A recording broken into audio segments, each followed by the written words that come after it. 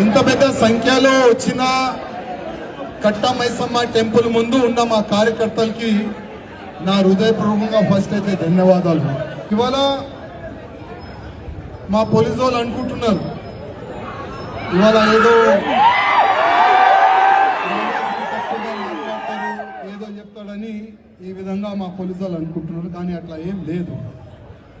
మేము నిజం మాట్లాడతాం. నిజం మాట్లాడే ఆ ధైర్యం మాకు ఉన్నది.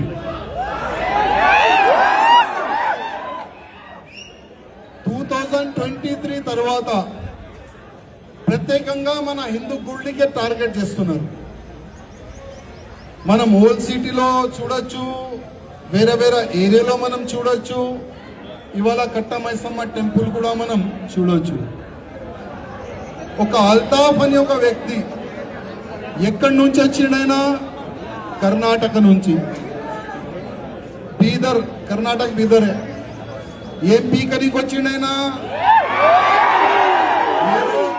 బతుకనికి వచ్చిండైనా.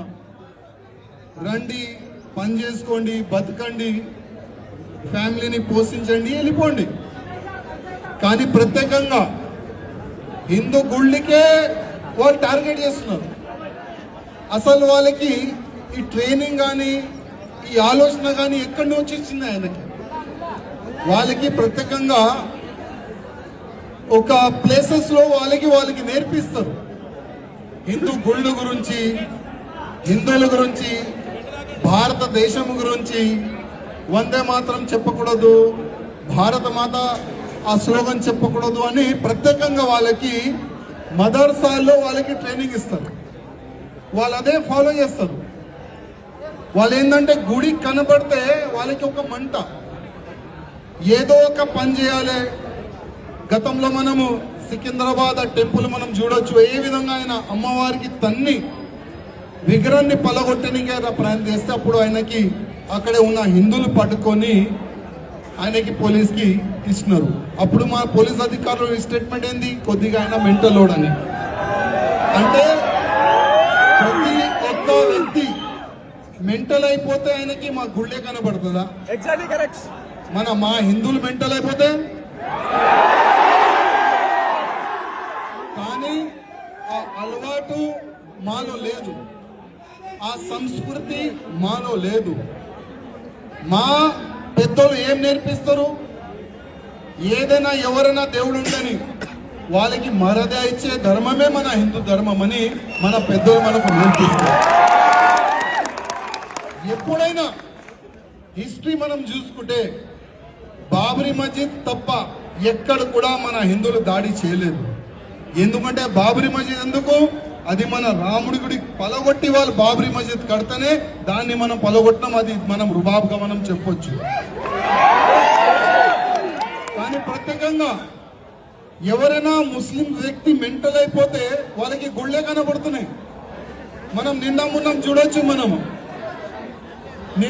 మనం చూడొచ్చు. అయోధ్యలో కాశ్మీరీ నుంచి ఒక వ్యక్తి అయోధ్య వస్తాడు. కొద్ది అంబులెన్స్ ఒకవేళ ఇక్కడ వస్తే దారి ఓకే అక్కడ టర్న్ అయింది. కాశ్మీర్ నుంచి ఒక ముస్లిమ్స్ వ్యక్తి అయోధ్యలో పోతాడు నమాజ్ చదువునికి. ఆయనకి మంచి ట్రీట్మెంట్ ఇచ్చి ఆయనకి ఇప్పుడు యోగి గారు ట్రీట్మెంట్ నడుస్తుంది ఆయన. కానీ మన తెలంగాణ ముఖ్యమంత్రి గారు రేవంత్ రెడ్డి గారికి ఏమైందో అర్థమైతలేదు.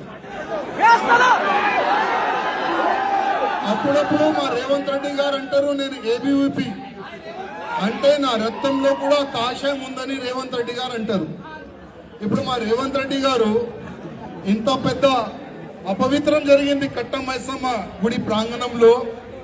మలమూత్రం ఒక ఫాల్తుగాడు వేసిండు. దానిపైన ఒక చిన్న మెసేజ్ కానీ ఒక చిన్న మెసేజ్ కూడా మీది రాలేదంటే అది చాలా దురదృష్టం. అదే ఎక్కడైనా అదే మా హిందువులు ఏదో ఒక బొందల గడ్డ పైన ఒక చిన్న రాలేస్తే కూడా వాళ్ళు ఏడుస్తారు. వాళ్ళు చూడండి, హిందువైన కార్యకర్తలు, బజరంగ్ దళ్ కార్యకర్తలు, బీజేపీ కార్యకర్తలు ఒక బొందల గడ్డ పైన రాలేసినారని ఆ విధంగా అసెంబ్లీలో కానీ మీడియాలో కానీ ఏ విధంగా వాళ్ళు అరుస్తారు మీ అందరికీ తెలుసు. కానీ మా రేవంత్ రెడ్డి గారికి అదేవిధంగా కేటీఆర్ గారికి రిక్వెస్ట్ చేస్తున్నాం, ఒక్కసారి రండి. ఎలక్షన్ సమయంలోనే మీకు హిందువులు కనబడతారు, ఎలక్షన్ సమయంలోనే మీకు హిందూ ఓట్లు కావాలి. కానీ అదే హిందువులు పవిత్రమైన హిందువులది గుడి పైన ఇంత పవిత్రమైన జరిగితే అపవిత్ర జరిగితే అసలు ఒక చిన్న స్టేట్మెంట్ కూడా లేదు. అది చాలా దురదృష్టం తమ్ముళ్ళ. కానీ ఒక్క మాట మా కార్యకర్తలకి చెప్పనీకి వచ్చినాను. ఓకే, ఆ అల్తాఫ్ తప్పు పని చేసిండు, మన హిందూ అని కార్యకర్తలు బజరంగ దళ్ కార్యకర్తలు ఆయనకి తన్ని పోలీసులు తీసినారు. కానీ మా పోలీస్ అధికారులకి నా ఒక నివేదిక, మీరు ఆయన పైన మంచి సెక్షన్లు వేసినారు, మీరు వాళ్ళకి రిమాండ్ చేసినారు, ఆయనకి బెయిల్ రాకుండా చూసే బాధ్యత మీ పైన ఉందని మా పోలీస్ అధికారులకి నేను రిక్వెస్ట్ చేస్తున్నాను. ఎందుకంటే మా పైన కూడా ఫేక్ కేసులు వేసి జైలుకి పంపిస్తారు మాకు. అప్పుడు మాకు బెయిల్ రావద్దని పిటిషన్లు గతంలో మీరు వేసినారు, చాలా వరకు పిటిషన్లు మా పైన వేసినారు. అదేవిధంగా ఈ అల్తాఫ్ కూడా బయటికి రావద్దని మీరు పిటిషన్లు వేయాలి, వాళ్ళకి బెయిల్ రాకుండా చూడాలని నా ఒక నివేదిక. అదేవిధంగా ఒకవేళ సెక్షన్ లో మార్పు చేయడానికి అవకాశం ఉంటే సెక్షన్ లో మార్పు కూడా చేయండి. అసలు ఆయనకి బెయిల్ రాకుండా ఆ విధంగా పెద్ద పెద్ద సెక్షన్లు పెడితే బాగుంటుందని మా పోలీస్ అధికారులకి నా ఒక నివేదిక. అదేవిధంగా మా ముఖ్యమంత్రి రేవంత్ రెడ్డి గారులో ఆయన బ్లడ్ లో కొద్దిగైనా హిందూ ధర్మం పట్ల అది ఉంటే కదా రక్తం, కొద్దిగైనా ఆ రక్తం ఉంటే ఒక కాఫీ పైన గాని టీ పైన గాని యోగి గారు ఆదిత్యనాథ్ మన ఉన్నారు కదా బాబా, ఒక టీ తాగిరా కలిసిరా ఒకసారి.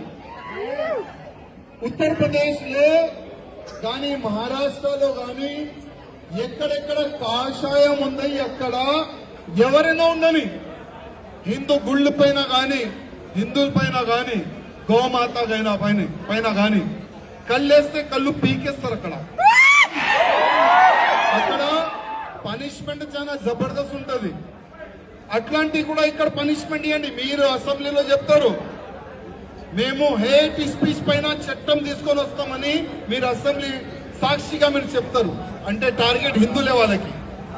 ఎందుకంటే గతంలో ఆయన స్టేట్మెంట్ ఇచ్చిండు, ముస్లిం అంటే కాంగ్రెస్, కాంగ్రెస్ అంటే ముస్లిం, అంటే హిందువులు అవసరం లేదంటున్నారు. ఇట్లాంటి సమయంలో మా హిందువులారా ఆయన ఓపెన్ అన్నాడు, మా పార్టీ ముస్లిం పార్టీ అన్నాడు. మళ్ళా హిందువులు ఎక్కడ వెళ్ళాలి, మన హిందువులు ఎక్కడ వెళ్ళాలి? అందుకోసం మా హిందూ కార్యకర్తలకి రిక్వెస్ట్ చేస్తున్నా, మీరు ఒక్కటుంటే మనం ఏదైనా సాధించవచ్చు. ఇది ఇరిగిపోతుందంట, కొద్దిగా ఇరకపోండి, ఇరిగిపోతే కింద పడతాం మనం. నాకు స్టార్ట్ చేస్తాం మా కార్యకర్తలు. మీ పరిస్థితి అందుకోసం కార్యకర్తలారా మనం ఒక్కటి ఉండాలి. ఇంకోటి ఒక మాట సీరియస్, ఏ నాయకుల పైన మీరు ఆధారం ఉండకండి, ఏ నాయకుల పైన మీరు ఆధారం ఉండకండి. ఎందుకంటే ఇట్లాంటి సిచ్యువేషన్ వస్తే ఫస్ట్ నాయకులకి హౌస్ అరెస్ట్ చేస్తారు మా పోలీసులు. మేము ఇక్కడ వరకు ఎట్లా వచ్చినామది మాకే తెలుసు. దాదాపు మాకు కూడా ఆ పనికి ప్రయత్నం చేస్తే మళ్ళీ మా డీసీపీ గారికి రిక్వెస్ట్ చేసినాము, సారు మా ఉద్దేశం గడబడి చేయడానికి లేదు. మా ఉద్దేశం ఏంది, మా కార్యకర్తలతో కలవాలి, గుడి దర్శనం చేయాలి. తప్పు జరిగింది, దాని గురించే మేము మాట్లాడడానికి వచ్చినాము. మిగతా ఉద్దేశం మాది లేదు. ఉద్దేశం ఉంటే ఇక్కడ వరకు ఎందుకు వస్తాం, ఎక్కడో పోతాము. కానీ దానికి ఇంకా సమయం ఉన్నది కార్యకర్తలారా. ఇంకా మన హిందువులు మేల్కోవాలి, మన హిందువుల కార్యకర్తలు మేల్కోవాలి. అదేవిధంగా చాలా వరకు హిందూ ఆర్గనైజేషన్స్ వేడి ప్రొటెస్ట్ చేస్తున్నారు. ఆల్ హిందూ ఆర్గనైజేషన్ కింద రిక్వెస్ట్ చేస్తున్నా, మనం ఇట్లా అయితేనే మన గుళ్ళు మనం కాపాడవచ్చు. ప్రతి ఒక్క హిందూ ఒక్కటైతేనే హిందువుల్ని మనం కాపాడుకోవచ్చు. ఇవాళ చూస్తున్నాము ప్రత్యేకంగా హిందువులకే టార్గెట్ చేసి లవ్ జిహాద్ చేస్తున్నారు. ఇవాళ తెలంగాణ చాలా పెద్ద హబ్ అయిపోయింది. గోమాతని సంపి ఇక్కడ నుంచి మాంసం సప్లై చేస్తున్నారు. ఇట్లాంటి సమయంలో అన్ని హిందూ సంఘాలు ఒక్కటి కావాలి, ప్రతి ఒక్క హిందూ కార్యకర్తలు ఒక్కటి కావాలి. జాతి కులం చూడకుండా నేను హిందూ నువ్వు హిందూ మనమందరం అన్న తమ్ముళ్ళు, ఆ విధంగా ఒక ఫీలింగ్ మన ప్రతి ఒక్క హిందువులు రావాలి అని నేను అమ్మవారికి కోరుతున్నాను. మా కార్యకర్తలు కూడా కోరుకుతున్నాను. కార్యకర్తలారా మీరు వస్తున్నారు, చాలా చాలా ధన్యవాదం. ఎట్టి పరిస్థితిలో ఆ అల్తాఫ్ కి బెల్ రాకుండా మనం చూడాలి. మా పోలీస్ అధికారులు కూడా రిక్వెస్ట్ చేస్తున్నా, ఆయనకి బెల్ రాకుండా మీరు చూడండి. అదే విధంగా ఎక్కడెక్కడ మన హిందూ గుళ్ళు ఉన్నాయి, ఈ అల్తాఫ్ అనే వాళ్ళు ఎంతమంది అక్కడ పూలు అమ్ముతున్నారు, ఎంతమంది అక్కడ కొబ్బరికాయ అమ్ముతున్నారు, ఎంతమంది మన గుళ్ళు సరౌండింగ్ బిజినెస్ చేస్తున్నారు ఐడెంటిఫై చేయండి.